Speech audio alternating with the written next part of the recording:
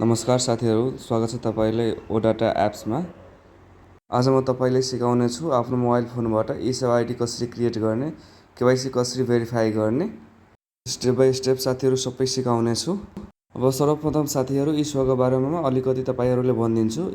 ई-सेवा चाहिँ online wallet हो जसबाट हामी चाहिँ बिजुली बिल, खानेपानी बिल, टपअप अनि इन्टरनेटको बिल, एयरलाइन्सको टिकट समेत काट्न सक्छौं हामी।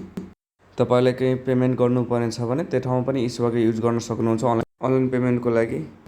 अब साथीहरू तपाईले ई-सेवामा आफ्नो पर्सनल अकाउन्ट बनाउन चाहनुहुन्छ भने साथै तपाईहरु ई-सेवा आईडी बनाउन चाहनुहुन्छ भने सबभन्दा पहिला के गर्नुस्, प्ले स्टोरमा जानुस्।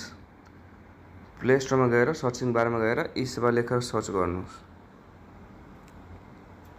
ई-सेवा आउँछ, यहाँ क्लिक गरेर इन्स्टल गर्नु। म पहिलादेखि इन्स्टल गरेर राखेको छु। त्यसपछि ओपन गर्नु। ओपन गरेपछि यसो सर्फेस आउँछ अनि यहाँ के भन्दैछ, allow eSewa to send your notification, यहाँ चाहिँ अलाउ गर्नु होला। त्यसपछि एस्केप गर्नु होला।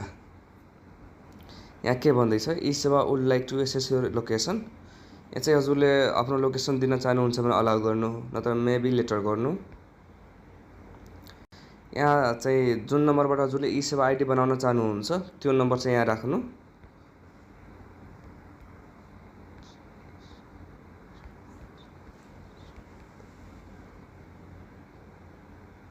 त्यसपछि सबमिट गर्नु।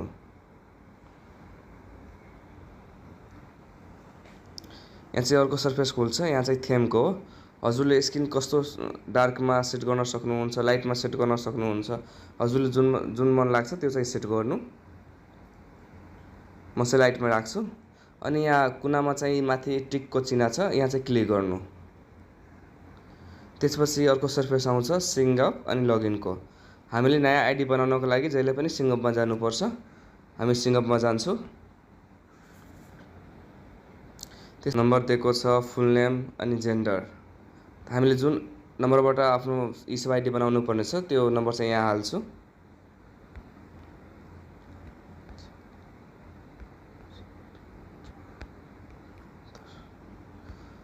साथीहरू यहाँ चाहिँ आफ्नो फुल नेम राख्नु होला।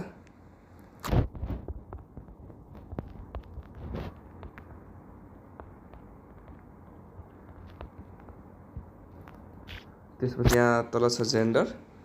जेन्डरमा चाहिँ मेल फिमेल दुईटै छ। हजुरले जे हुनुहुन्छ त्यो चाहिँ सिलेक्ट गर्नु होला मेल फिमेलमा। म चाहिँ मेल सिलेक्ट गर्छु। यहाँ के छ, I accept term and condition and privacy policy, यहाँ चाहिँ सिलेक्ट टिक मार्क लाउनु होला। त्यसपछि प्रोसिड गर्नु होला। यहाँ इन्टर कोड हेर आउँछ, यो भेरिफिकेसन कोड आउँछ, त्यो चाहिँ यहाँ हाल्नु होला। अर्को फोनमा हालेछु, त्यही भएर त्यो अर्को फोनमा मेसेज आएको होला। म त्यहाँबाट चाहिँ आफ्नो भेरिफिकेसन कोड चाहिँ यसमा हाल्छु। त्यहाँबाट त्यहाँ इन्टर कोडमा आफ्नो भेरिफिकेसन कोड हाल्नु होला। त्यसपछि प्रोसिड गर्नु होला।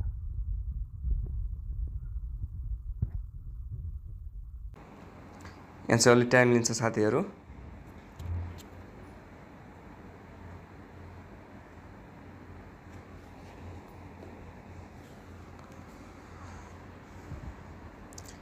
अब यहाँ क्रिएट एमपिन, यहाँ चाहिँ हजुरले आफ्नो पासवर्ड एमपिन चाहिँ क्रिएट गर्नु होला। हजुरलाई जे लाग्छ त्यो आफ्नो क्रिएट गर्नु होला। म चाहिँ यहाँ आफ्नो तरिकाले राखिदिन्छु। त्यसपछि डन गर्नु होला।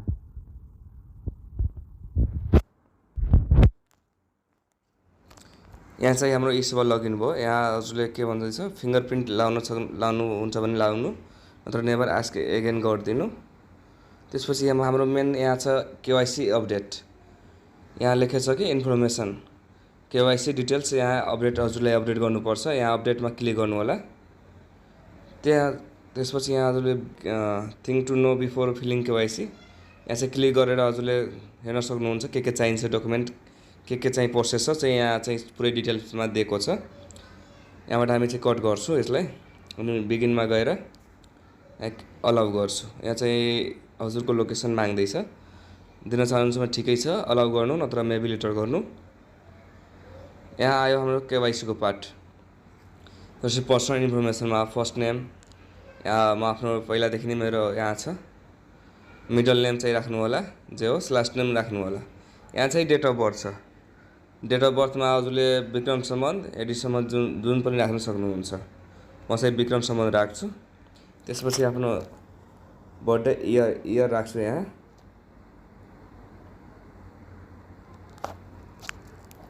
यहाँ चाहिँ मन्थ राख्छु अनि डे राख्छु। त्यसपछि यहाँ जेन्डरमा मेल छ। फ्यामिली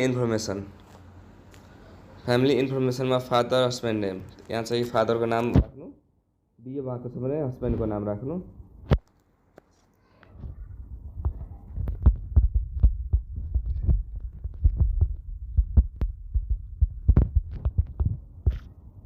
त्यसपछि यहाँ ग्रान्डफादरको नाम छैन, यहाँ ग्रान्डफादरको नाम राख्नु।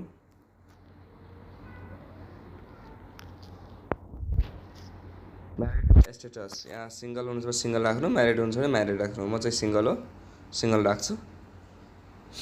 अकुपेसनमा के छ अकुपेसन हजुरको, यहाँ चाहिँ राख्नु यति अप्सन छ, जे पनि राख्न सक्नुहुन्छ। स्टुडेन्ट हुनुहुन्छ भने स्टुडेन्ट राख्नु, सोसल वर्कर हुनुहुन्छ भने सोसल वर्कर राख्नु, अनएम्प्लोइड हुनुहुन्छ भने अनएम्प्लोइडमा टिक त्यो चाहिँ राख्नु, मेडिकल सम्बन्धी हुनुहुन्छ भने मेडिकल राख्नु, मार्केटिङ सम्बन्धी हुनुहुन्छ भने मार्केटिङ राख्नु। यहाँ सबै अप्सन छ। म चाहिँ अहिले स्टुडेन्टमा राख्छु। यहाँ चाहिँ अदर इन्फर्मेसनमा अकुपेसनमा स्टुडेन्ट राखेको छु। यहाँ चाहिँ प्यान नम्बर माग्दैछ। हजुरले जुन बिजनेस हो हजुरको त्यो बिजनेस सम्बन्धी प्यान नम्बर हुन्छ, त्यो प्यान नम्बर यहाँ चाहिँ राख्नु होला। त्यसपछि हजुरको यहाँ छ इमेल चाहिँ राख्नु होला। म चाहिँ आफ्नो इमेल राख्छु। त्यसपछि सेभ एन्ड कन्टिन्यू गर्नु होला। यो सबै भइसक्यो। त्यसपछि पोस्टेड गर्नु होला।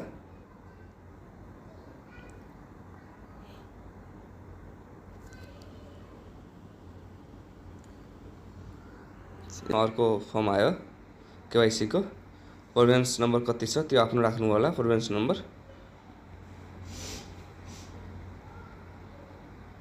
डिस्ट्रिक्ट राख्नु होला, तल छ डिस्ट्रिक्ट।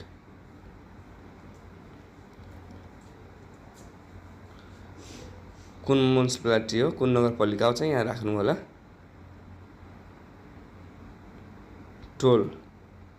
टोल कोड्नु चाहिँ टोलको नाम यहाँ लेख्नु होला। हजुरको जुन टोलमा बस्दै हुनुहुन्छ त्यो टोलको नाम यहाँ राख्नु होला। यहाँ वार्ड नम्बर राख्नु होला। म चाहिँ यहाँ राख्छु आफ्नो टोलको नाम। यहाँ अर्को आयो हामी पर्मानेन्ट एड्रेसमा। यहाँ चाहिँ करेन्ट एड्रेस सेम भयो भने यहाँ सेम एज करेन्ट एड्रेसमा क्लिक गर्नु होला, भइहाल्छ। डिफ्रेन्ट छ भने यहाँ सिलेक्ट गर्नु होला। प्रोभिन्स नम्बर जे छ त्यो गर्नु होला। कुन डिस्ट्रिक्ट छ त्यो डिस्ट्रिक्ट चाहिँ यहाँ गर्नु होला। कुन नगरपालिका छ म्युनिसिपालिटी त्यो गर्नु होला।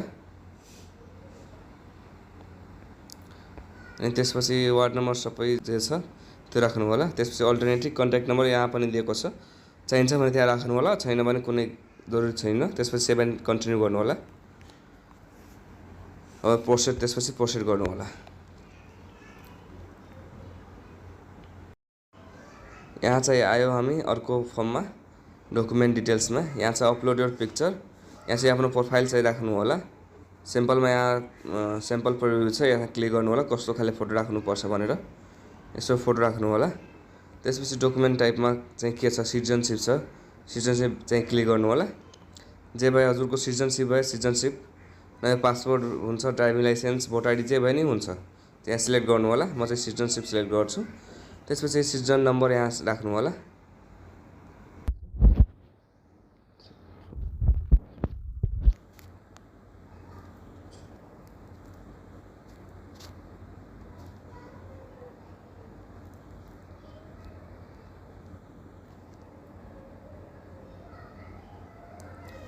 त्यसपछि इस्यु डेट कहिलेको छ त्यो चाहिँ यहाँ हाल्नु होला। इस्यु डेट यहाँ हाल्नु होला। जारी मिति। त्यसपछि इस्यु एड्रेस, कहाँबाट हजुरको नागरिकता बनेछ त्यो एड्रेस चाहिँ यहाँ हाल्नु होला। सबै जिल्ला जुन जिल्लाबाट बनेछ त्यहाँ सबै आउँछ, यहाँ त्यो सिलेक्ट गर्नु होला। यहाँ चाहिँ सिटिजनसिप फोटो एन्ड त्यो चाहिँ यो चाहिँ फ्रन्ट साइडको फोटो अनि यो चाहिँ ब्याक साइडको फोटो हो। यहाँ चाहिँ फ्रन्ट साइजको फोटो राख्नु होला। यहाँ टेक अ फोटो या चुज फ्रम ग्यालेरी छ, त्यो चाहिँ यहाँ चुज फ्रम ग्यालेरी गर्नु होला। डाइरेक्ट फोटो पनि लिन सक्नुहुन्छ। म चाहिँ ग्यालेरीमा चुज गर्छु। त्यसपछि फ्रन्ट यहाँ म सिलेक्ट गर्छु। यो फ्रन्ट साइजको भइसक्यो। त्यसपछि म आफ्नो ब्याक साइजको नायकिताको फोटो यहाँ सिलेक्ट गर्छु। फेरि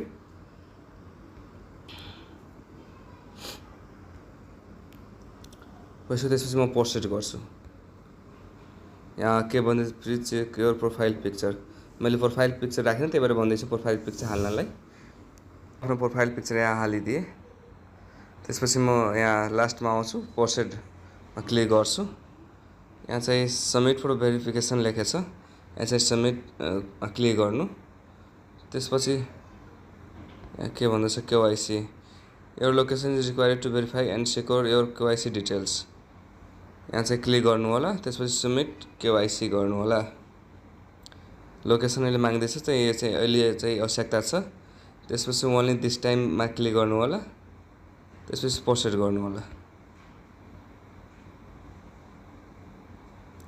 डकुमेन्ट सबमिटेड, हाम्रो डकुमेन्ट चाहिँ सबमिट भयो यहाँ साथीहरू। यहाँ के लेखेको छ, your KYC submission is successful, it is under review and may take up 48 hour to verify the KYC request. यो चाहिँ 2 दिनसम्म लाग्न सक्छ त्यो चाहिँ हजुरको केवाइसी एक्सेप्ट हुनलाई। त्यस्तो तबसम्म चाहिँ हजुर वेट गर्नु होला। यो चाहिँ हजुरको ई-सेवा आइडी कम्प्लिट हो। हाम्रो ई-सेवा आइडी यहाँ कम्प्लिट भइसक्यो। तपाईँले हेर्न सक्नुहुन्छ यहाँ माथि चाहिँ स्टार्टिङमा केवाइसी अपडेटको अप्सन आइरहेको थियो, अहिले चाहिँ देखाएको छैन। यसको मतलब यो भयो हाम्रो केवाइसी अपडेट चाहिँ कम्प्लिट भयो। अब मजाले चाहिँ हजुरले ई-सेवा युज गर्न सक्नुहुन्छ।